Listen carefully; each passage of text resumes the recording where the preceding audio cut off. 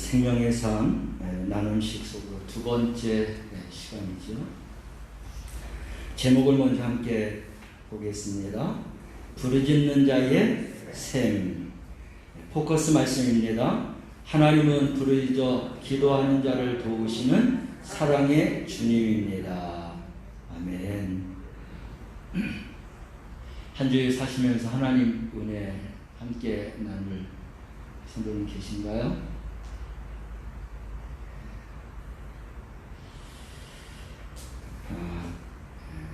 비행기 운전하는 조종이라고 해야 되겠죠. 기장이라고 말하는데 그 집사님이 하시는 이야기를 들었는데 그런 기장이 되려면 오랜 시간 동안 공부해야 되고 또 시험을 봐야 되고 체력으로도 강해야 되고 또 정서적으로도 건강한 이런 테스트를 한다고 합니다. 그 중에 한 가지만 부족해도 기장으로 될 수가 없다. 그래서 비행기를 조종하는 이 기장들은 굉장히 힘든 그런 과정을 통과해야 비로소 비행기를 조종할 수 있다고 있습니다. 그렇게 하고도 정기적으로 또 테스트를 한다고 합니다. 체력이 떨어졌는지 실력이 떨어졌는지 마음이나 몸의 건강이 이상이 있는지 없는지를 테스트하면서 마지막까지 그렇게 모의 그런 조정을 테스트를 한다라고 했습니다. 우리가 살아가면서 우리 신앙도 그렇게 점검해야 될 줄로 믿습니다. 그래서 참된 진리의 그런 길을 내가 가고 있는지, 내가 성도로서 바른 삶을 살고 있는지, 또 내 믿음과 신앙이 이 땅의 신앙과 믿음인지 하늘의 신앙과 믿음인지 이런 것들을 늘 점검해야 되겠죠. 다른 것보다도 오늘 만약에 점검한다고 하면 성도의 5가지 의무가 있다고 했습니다.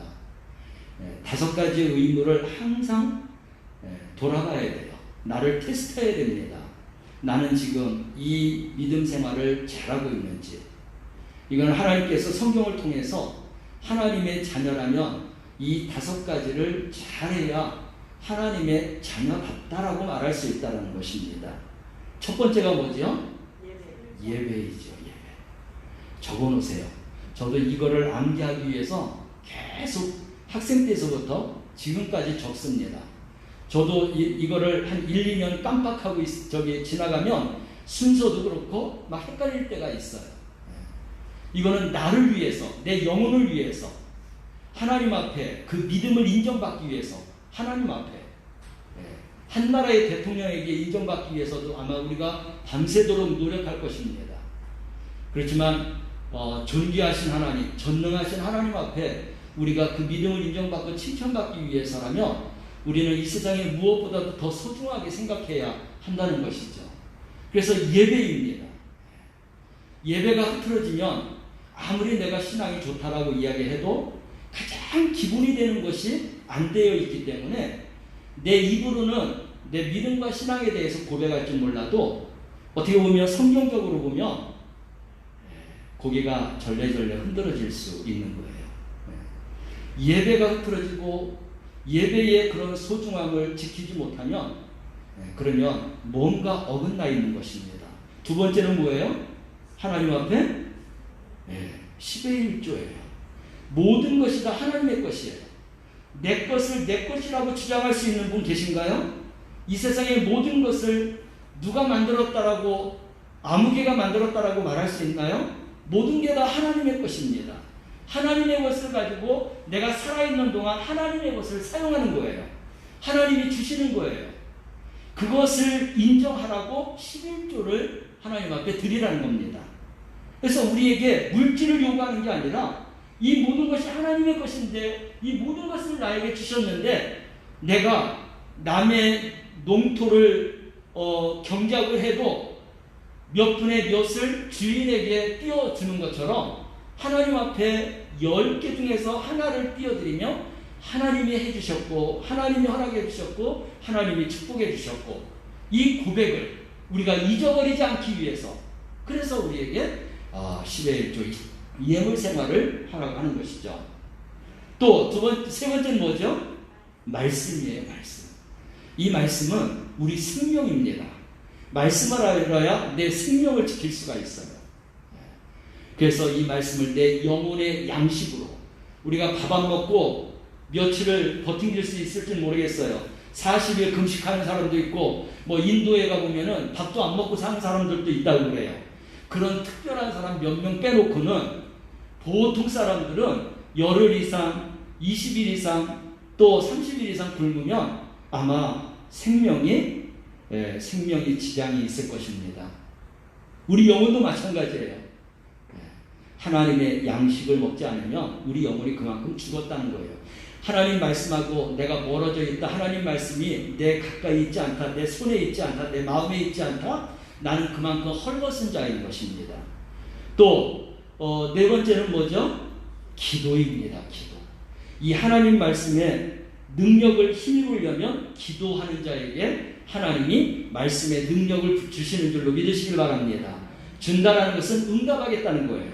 이 기도라는 것은 하나님이 약속한 것을 내가 너에게 주겠다. 그래서 하나님 약속을 믿고 내가 살아갑니다. 하나님의 약속대로 내 삶이 이루어지길 원합니다. 하면서 기도하는 거예요. 그리고 마지막에는 나를 먼저 구원해 주신 하나님은 아직까지도 하나님께로 돌아오지 않는 영혼들을 돌아오게 하기 위해서 일꾼을 부르셨는데 그게 나를 먼저 불러주신 거예요. 그래서 영혼이 아직 구원받지 못한 자들을 하나님께로 인도하기 위해서 우리를 먼저 불러주셨기에 우리는 전도의 증인으로 그렇게 살아가야 되는 것입니다. 또 세세하게 이야기한다면 많이 있겠지만 하나님의 말씀을 크게 정리해서 보면 이 5가지가 우리가 이 땅을 살아가면서 하나님의 자녀로서 지켜야 할 그런 본분이다 라고 말할 수 있겠습니다. 그래서 이 조종사가 그 위험한 비행기를 조종하기 위해서도 그 노력과 공부와 테스트, 시험을 치고 합격해야 비로소 비행기를 조종할 수 있고, 조종한다 할지라도 정기적으로 계속해서 테스트를 하면서 이 사람이 계속해서 이 비행기를 조종할 수 있는지 없는지 테스트하면서 그래서 합격한 자만이 할 수 있다. 우리가 바로 그런 믿음과 희망을 가지고 하나님 앞에서 신앙생활해야 될 줄로 믿습니다. 그래서 누가 뭐라고 하기 전에 내 자신 스스로가 먼저 나를 스스로 테스트할 때 우리는 하나님 앞에서 아주 멋진 그런 신앙인으로 그렇게 세움받게 될 줄로 믿습니다. 우리가 삼손을 삼손 사사를 우리가 보고 있는데 삼손은 그렇게 완전하지 못한 사사였던 것 같습니다. 너무나 이성적인 정욕에 성욕에 불타는 그러한 사람이었어요.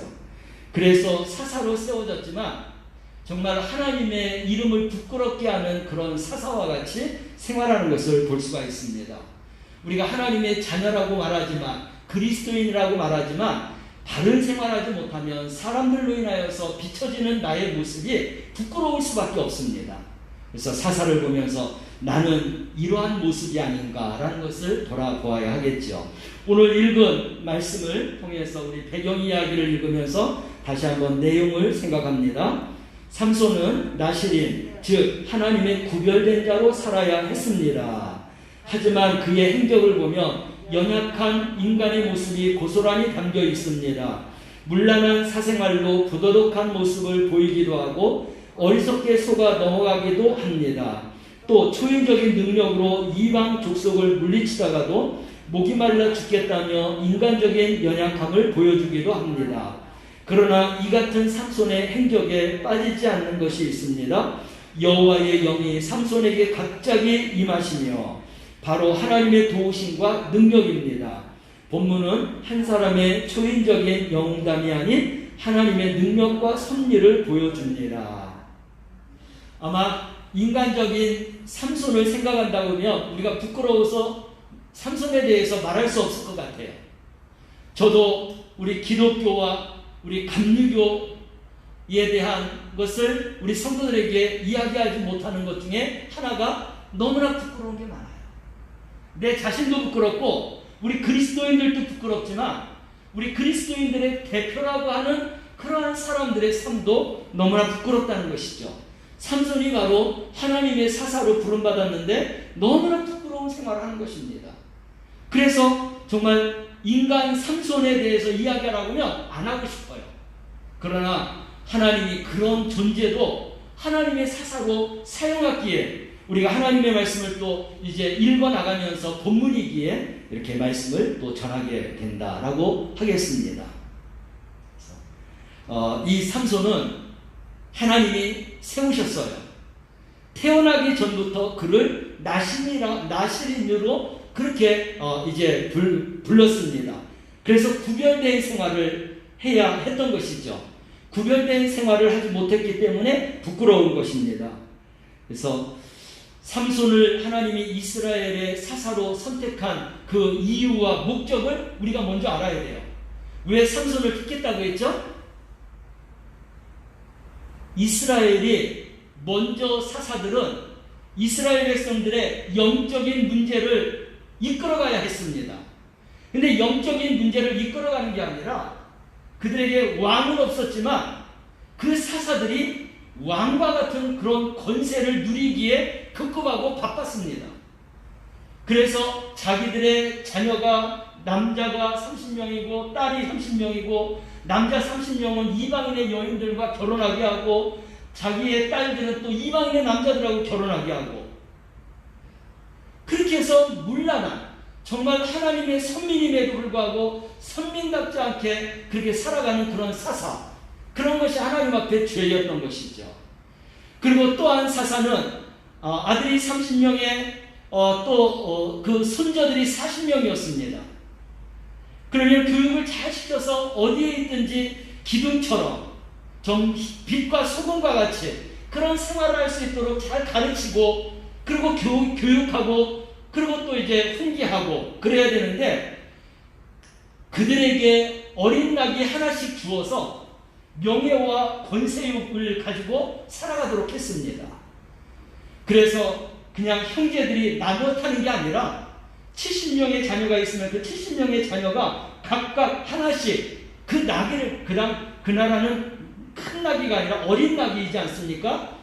이제 그런 어린 나귀 하나씩 주어서 권세와 명예욕을 갖도록 그렇게 이제 자녀들을 그렇게 교육을 시켰습니다. 그러니 하나님 앞에 얼마나 큰 죄를 범하고 그 사사들이 나라와 민족을 그렇게 이끌어가고 있을 것이에요. 그러므로 인하여서 그들이 바르게 살지 못함으로 옆에 있는 블레셋 나라를 이스라엘을 괴롭히게 했습니다. 몇 년 동안 괴롭혔어요? 40년 동안 괴롭히게 했어요. 그런 괴로움 속에 있을 때에 하나님께서 이제 이스라엘을 치밀하게 보시고 사사를 선택했는데 누구냐면 삼손이에요. 그래서 삼손을 이스라엘을 구원하기 위해서 어디에서 블레셋이라고 하는 나라에서 구원하기 위해서 그래서 삼손을 세웠던 거예요. 근데 그 삼손이 하나님이 원하는 뜻대로가 아니라 자기가 원하는 자기 정욕대로 사사의 일을 감당하려고 했습니다. 그럼에도 불구하고 하나님은 시시때때로 하나님의 영을 부어주셨어요. 그래서 그 필요를 따라서 하나님께서 사사로서의 그런 일을 감당하도록 하셨다는 것입니다. 오늘 문제를 풀어가면서 그럼 내용을 조금 더 보겠습니다. 관찰과 묵상 1번 문제를 보면 유다 사람들에게 결박되었던 삼손이 레위에 이르러 블레셋 사람들과 마주했을 때 어떤 일이 일어났나요? 했습니다. 여호와의 영이 삼손에게 임하였다라고 했습니다. 그래서 삼손의 팔을 묶은 그 밧줄이 불에 탄 그런 것처럼 그 줄이 다 풀어지게 되었습니다. 여러분 불에 타게 되면 재로 남게 되죠. 그 재라는 게 힘이 없습니다. 그냥 사르르 그냥 흩어져 버리고 마는 거예요. 삼손을 꽁꽁 묶었는데 그것이 삼손의 힘에 의해서 마치 불에 탄 그런 밧줄이 그 사그러지듯이 그렇게 풀어졌다라는 것입니다. 그리고는 삼손이 나귀뼈 하나를 들어갖고 블레셋 사람들을 쳤는데 그 나귀뼈 하나 갖고 1000명을 죽였다는 거예요. 근데 이전에 블레셋 사람들을 1000명 죽이기 전에 하나님께서 삼손에게 무엇을 내렸죠? 하나님의 영입니다. 지금으로 말하면 성령이라고 말할 수 있어요. 또 다른 말로 이야기하면 하나님의 능력을 그에게 부어줬다는 것입니다. 그래서 주님이 하나님이 부어주시는 능력을 가지고 블레셋 사람을 1000명을 그렇게 죽이게 되었다라고 하는 것이죠. 이렇게 이스라엘 민족이 아무 힘이 없을 때 삼손을 선택해서 사사로서 영적인 문제를 이끌어가기를 원했지만 삼손은 영적인 문제에는 관심이 없고 하나님이 삼손에게 준 이 힘을 가지고 이스라엘을 구원하는데 급급했습니다. 그러나 진정 블레셋에서 이스라엘을 구원했다라고 말할 수는 없어요. 블레셋에 얼마나 많은 사람들이 있겠어요. 한 장소에서 하나님이 삼손에게 능력을 부어주셔서 나귀의 턱뼈 하나를 가지고 1000명을 죽이는 정도. 그래서 그 소문에 의해서 블레셋 사람들이 삼손을 무서워하는 정도. 그래서 이스라엘에 삼손이라고 하는 이런 사사가 있으므로 우리가 이스라엘을 함부로 해서는 안 되겠다라고 하는 경각심을 가지는 정도. 그 정도밖에는 이 삼손이 사사의 역할을 감당하지 못했습니다. 그럼에도 불구하고 하나님은 삼손을 그렇게라도 사사로서 사용하여 주셨다. 감사한 일이죠. 부족한 거에 대해서 우리는 너무나 아쉬움이 있지만 그래도 감사한 마음을 우리가 생각할 수 있습니다. 적용과 나눈 첫 번째 문제를 또 읽어보겠습니다. 가정, 교회, 일터 등에서 사명을 잘 감당하기 위해 내게 우선적으로 필요한 것은 무엇인가요? 여러분, 내가 하나님께서 삼손을 선택해서 블레셋에서 구원하시기 위해서 우리를 삼손처럼 불렀다라고 생각해 보세요. 지금 이 문제가 그거죠. 가정에서 나를 삼손처럼 가정을 구원하기 위해서 나를 불러주셨어요. 이 우리 영광교회에서 이 영광교회를 정말 하나님의 그런 천국과 같은 이러한 공동체를 만들기 위해서 나에게 직분을 주셨어요. 사명을 주셨습니다. 내가 일하는 일터도 마찬가지예요. 그렇다면 나는 정말 삼손처럼 선택을 받았고 사사로서 내가 거하는 가정과 교회와 공동체에서 하나님의 사사로서 온전하게 그 사명을 감당하고 있느냐, 그렇지 못하느냐 라고 하는 것을 생각해 봐야 하는 것이죠. 그래서 나로 인하여서, 권사님으로 인하여서, 집사님으로 인하여서, 장로님으로 인하여서 정말 우리 교회가 빛날 수 있고 우리 교회가 복음을 지켜나갈 수 있고 우리 9월달 우리 목표가 있습니다. 우리 또 집사님으로 인하여서 권사님으로 인하여서 장로님으로 인하여서 우리 영광교회가 복음의 능력을 나타내는 이러한 교회가 되고 있습니다. 될 수 있습니다.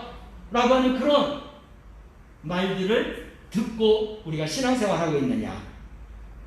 그러한 것을 우리가 돌아보면서 내 자신이 하나님 앞에 바른 믿음 생활하고 있는지 사명을 잘 감당하고 있는지 우리가 돌아보고 주님 앞에 바로 서야 하겠습니다. 그래서 주님은 적은 것을 가지고 또 큰 역사를 이루십니다. 우리의 미련한 것을 가지고 지혜로운 자들을 부끄럽게 한다고 했어요. 우리가 진정 하나님의 사람으로 서게 된다고 하면 사람들과 비교해서 잘난 것 없고 배운 것 없고 아는 것 없지만 그러나 우리의 믿음을 통해서 하나님은 그들을 부끄럽게 하는 그러한 믿음의 사람들, 신앙의 사람들로 우리를 그렇게 사용하실 줄로 믿습니다. 우리 성도들이 그렇게 사용되기를 주님의 이름으로 축원합니다. 관찰과 묵상 두 번째 문제를 보겠습니다. 문제를 먼저 읽어볼까요? 삼손이 심히 목이 말라 하나님께 부르짖자 어떤 일이 일어났나요? 그렇게 힘이 막강한 아주 초인적인 힘을 갖고 있는 이 삼손이 나귀 턱뼈를 가지고 1000명을 죽이고 그러고 났더니 목이 마른 것입니다. 그때의 목이 마른 이 가람이라는 것이 어떨까요?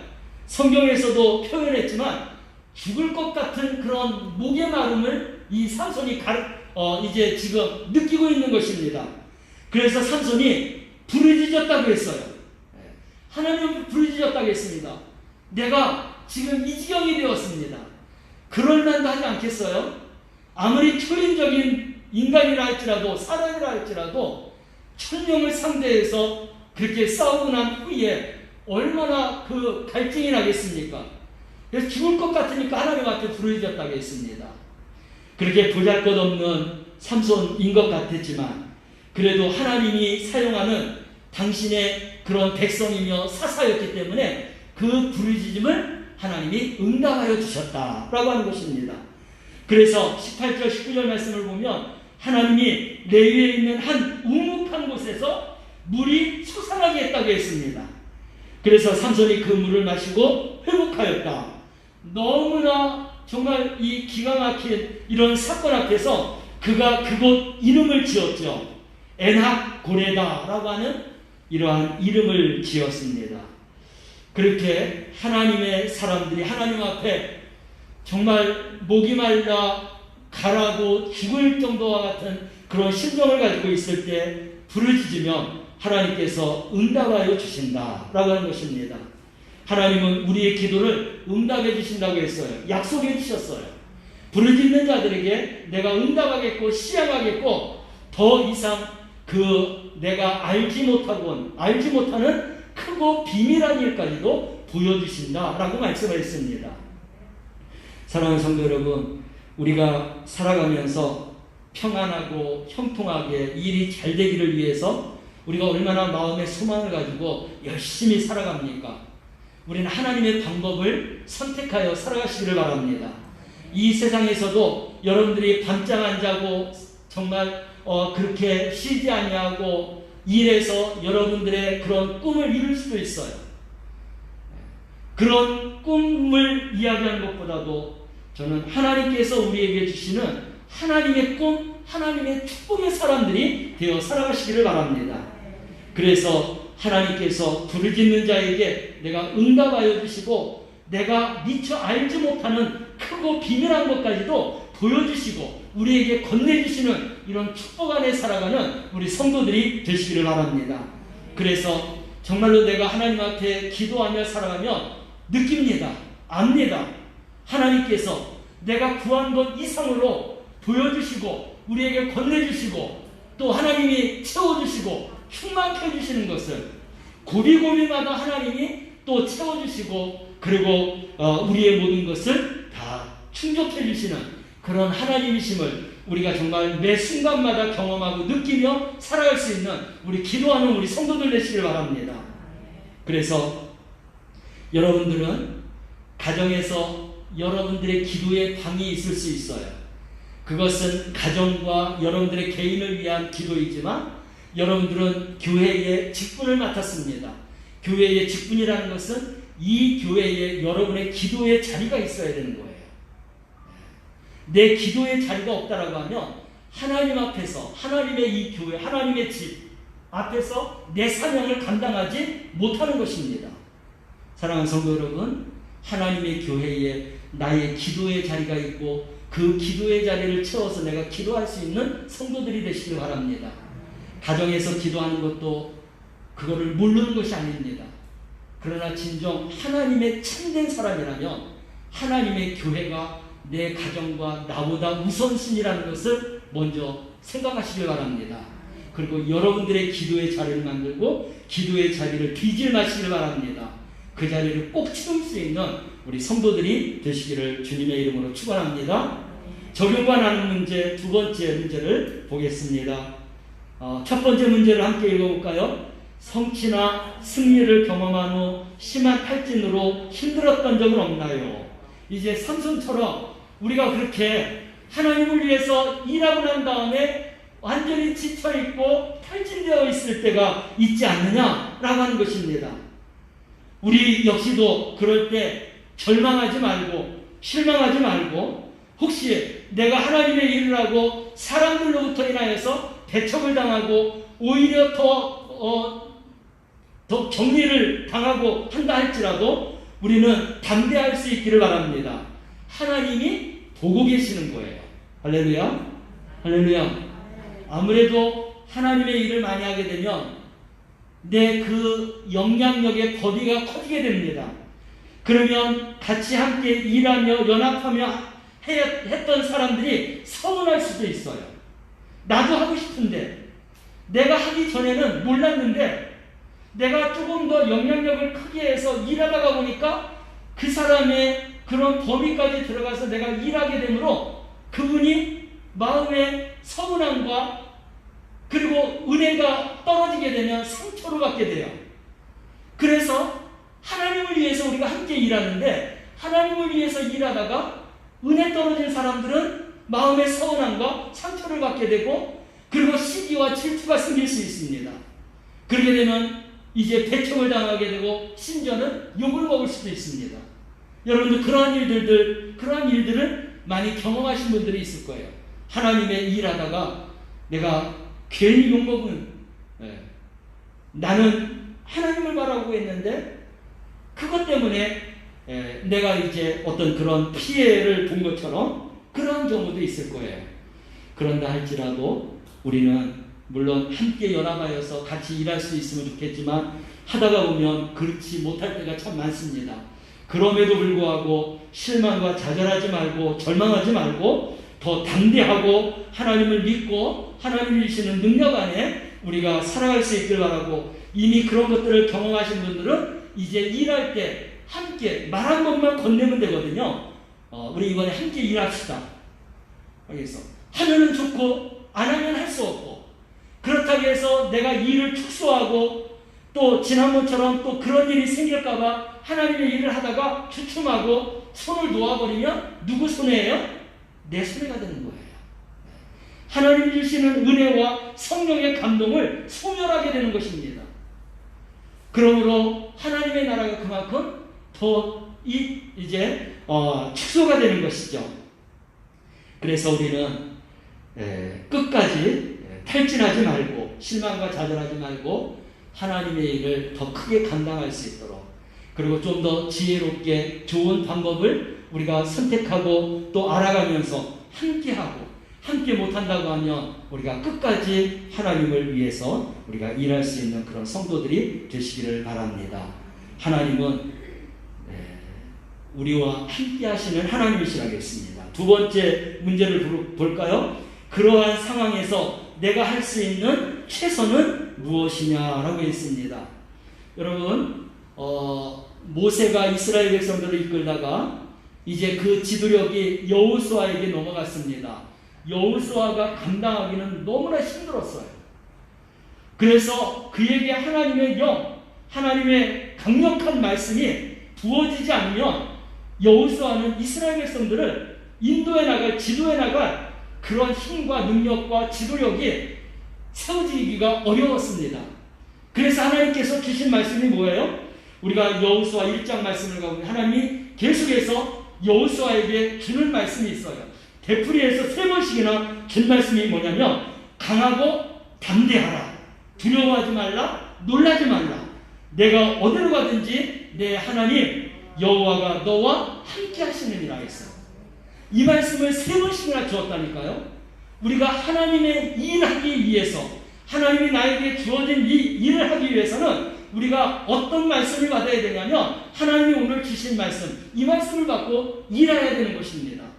그래서 정말로 환경 때문에, 사람 때문에, 여러 가지 문제 때문에 우리가 진흙 들거나 그리고 손을 놓아서는 안 돼요. 끝까지 하나님의 일을 감당할 수 있는 자가 되어야 비로소 하나님의 사람으로 하나님의 그런 사명을 감당할 수 있습니다.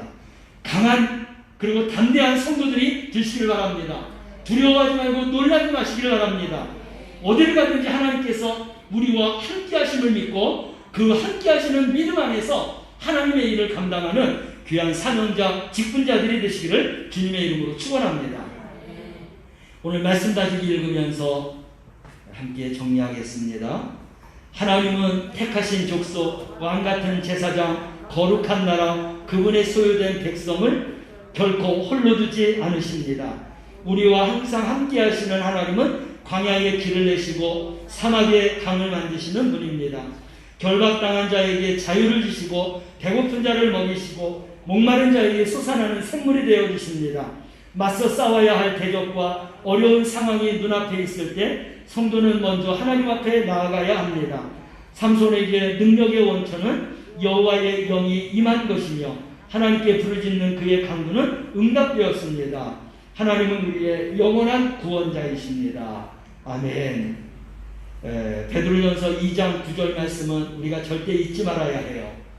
하나님이 예수 그리스도 안에서 당신의 택한 족속으로 삼아주셨고 왕같은 제사장으로 우리를 세워주셨고 그리고 거룩한 나라 당신의 택한 백성 그분의 소유된 백성으로 우리를 삼아주셨다는 완전히 내 사람이다. 너는 내 사람이다. 내가 갖고 있는 권세와 능력과 그 모든 것들을 너에게 주어주었다 라고 하는 그런 말씀이에요.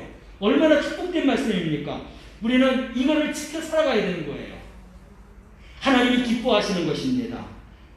그러므로 우리 삼손처럼 정욕과 자기의 그런 힘 믿고 그렇게 살아가지 말고 하나님의 말씀 주시는 대로 그 말씀 안에서 하나님의 사랑으로 말씀의 사랑으로 잘 살아가는 우리 성도들이 되어서 하나님 앞에 정말 그 믿음을 칭찬받는 우리 성도들이 되시길 주님의 이름으로 축원합니다.